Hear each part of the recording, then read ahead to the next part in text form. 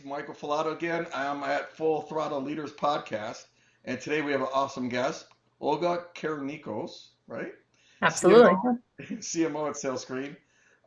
You're based in Boston, right? You said. I am, yeah. So how long Getting have you ready been for with SalesScreen? about 5 years now. Oh, Just started my sixth year. So yeah, quite a what long time. what got you to change from where to SalesScreen and why?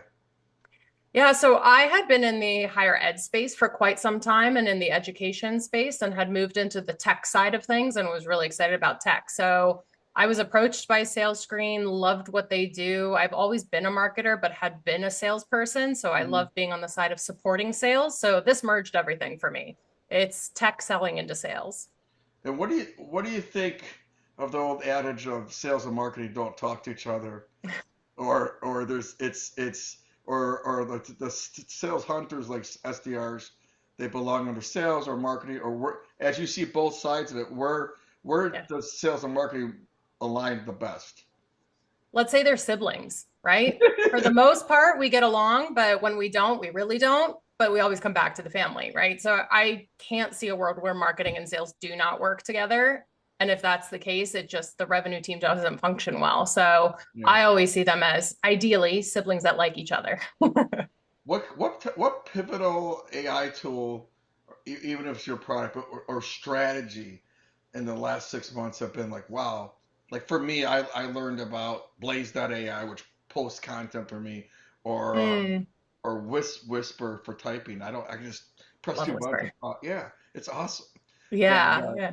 I just learned a thing about town.com. So I do all these roundtables where I learn about other products and strategies. So I'll ask you of this is what's something you've learned, strategy, tip, or tactic or AI wise, that's like, that was a really cool tool or strategy Mm. that I really did well or I failed, but I learned and I want people to learn from my success or mistakes. Yeah, I would say so. We've just moved over to Claude as an organization.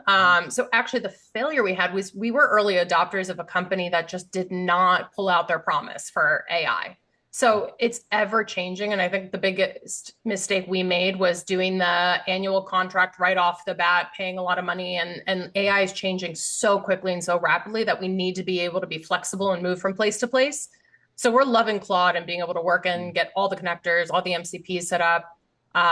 One of the things I was messing around with a couple days ago was Firecrawl, and that's a new and exciting one. What does that do?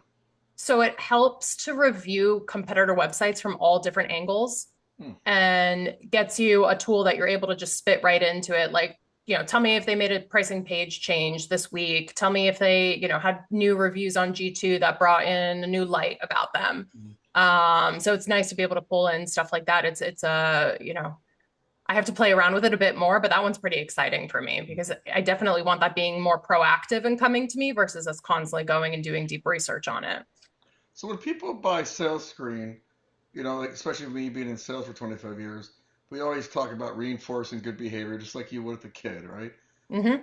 What's the biggest thing that they like about what you do, and what's the biggest objection you hear that you're like, yeah, but Yeah, I think what they like is the variety. People hear incentivization or sales gamification in general and don't know what that can entail. So a lot of sales leaders are always going to run competitions or leaderboards, and people will think that's what we do. But there's all different ways that people are motivated. So we have everything from missions, which is sort of self-determination. You set your own mission, you get accolades if you achieve it. People can boost that for you. So you get a little bit of the groundswell and support celebrations from YouTube videos up on TV screens. So there's all different types of elements. So I think for reps that use our tool, they just love the variety of ways that they can engage and feel like even a small win is a win.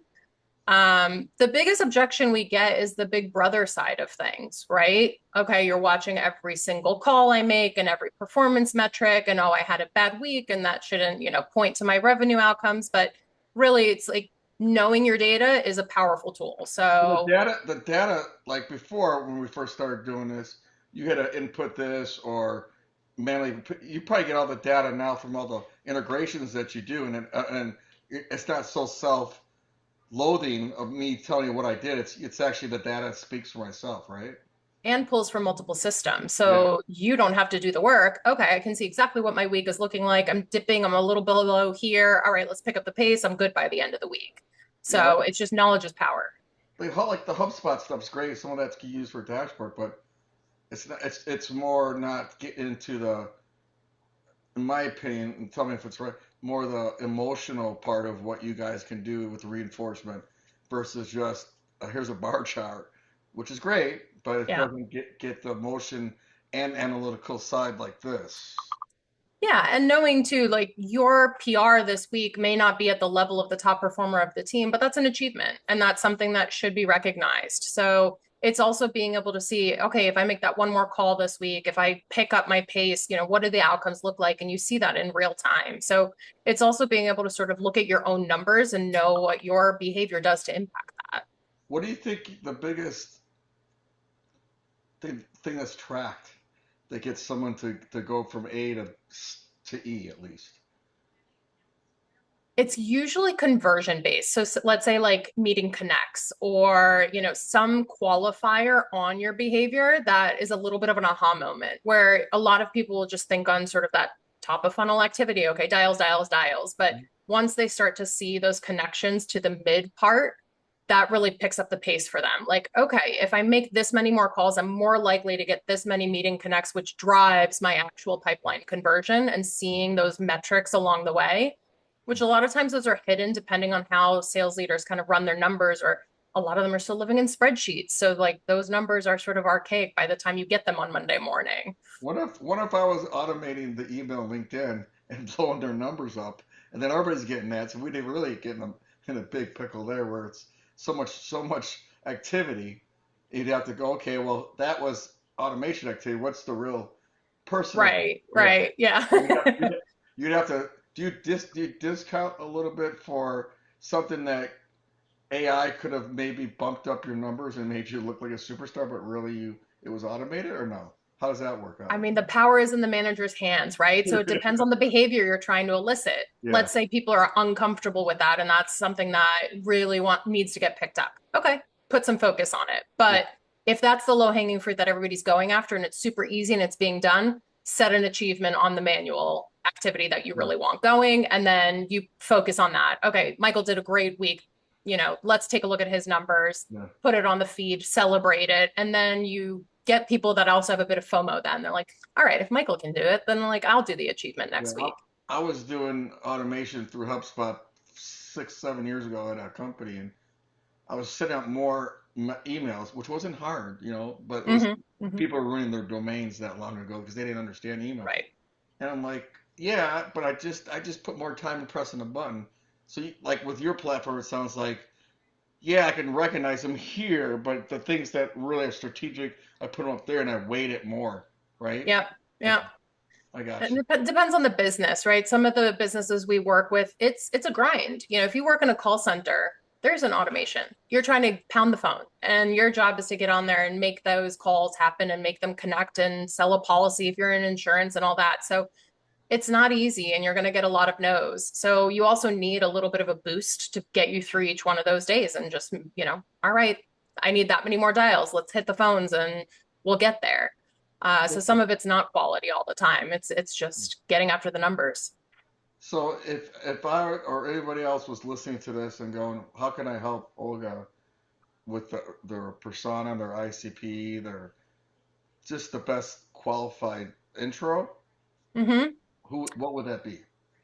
We love to work with sales leaders who understand the impact of activity, right? So, and if there is any sales leader just has a gap, it's like my team is really kicking up the dust and it's not hitting the revenue on that side, that's where we work really well. We help to solve that performance gap and just get the right metrics pumping up. So we tend to work with high velocity sales teams, people who are running high levels of activity, in the insurance space, call centers, real estate, SaaS, more mid-market, small enterprise. Yeah, light enterprise as I call it. Hmm. Yeah. Do you ever take a partner's LinkedIn and say, this guy has 20,000 connections. They don't compete, but they sell to the same company, and take their LinkedIn and your LinkedIn and blend in like a round table so that you guys could kind of Idea. cross brand each other? You ever Yeah. done Yeah. I mean, that's the in theory, the best way to collaborate with a partner, right, is just Yeah. someone who has the same space that you're working in, and then you can support those customers. You're not competing, but you're complementing. Yeah. Like that's genius. Yeah, that's Yeah. absolutely the way to do it. Have you, what questions, have you done that live or on Zoom or I link? have not done it, Yeah. no, but that definitely gives me the idea. Yeah. Um, anything else you want your listeners or my listeners to either know, hey, how do you contact Olga or your team? Hmm. What's the best way of doing that? And then possibly, is it a company that's growing or they got a series level of funding too? Is like is that the number one thing? Like, hey, there are 50 to 100 salespeople and they just raised $5 million, or do you have that type of people? How did they get a hold of you? I'm sorry, that's what I really wanted. Yeah, so I mean, you can find us at salesscreen.com. Find me on LinkedIn. I'm the only Olga Karanikos that's going to be there, so definitely can reach out to me, and I'll put you in touch with whoever you need on our side. But we're in our Series B search right now, so we're in that hoping for our next growth stage. So profitable business, growing globally, really focused on the UK, Western Europe, US markets. But we're hoping to hit our next growth stage in the next year. So you're talking about you're going to Series B, or your Mhm. companies that you're working with want to be Series B? That's your Oh, sorry, perspective. our company is. Yeah. Okay. Yeah. Okay. Cool. As far as customers we're going after, I mean, just rapidly growing sales teams, How about lots of new how users. about any conferences before we let you go that we can maybe meet you at? Any conferences coming up that you or your team are going to be at, at least in the U.S. or Europe in the next 6 months? So we've been hitting a lot of insurance-based conferences. We just wrapped ITI, so we don't have another big conference for this year, but we do a lot of breakfast seminars in our Norwegian headquarters, and are always happy to host an event or a dinner for anybody that's interested in learning more about sales gamification. So we tend to do sort of bespoke small events. So we'd love to hear from anybody. Awesome. Well, thanks for being on the show.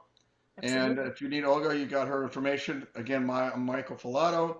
You can reach me at Michael at Full Throttle Falato Leads, and can help you with your Roundtable Masterminds podcast, all that type of intent data. So we got two people here that sell to sales organizations. So the two together or the two separate, get your sales in order, reinforce what needs to be done, and make sure you don't pitch slap people, because I think that's the biggest thing that's going on right now. Is like, you got to make a solution for your CROs, Mhm. either with top of funnel or with how do you motivate your sales team. And it's not a one size fits all. No, absolutely Yeah. not. Thank you for being on the show. Thank you so much.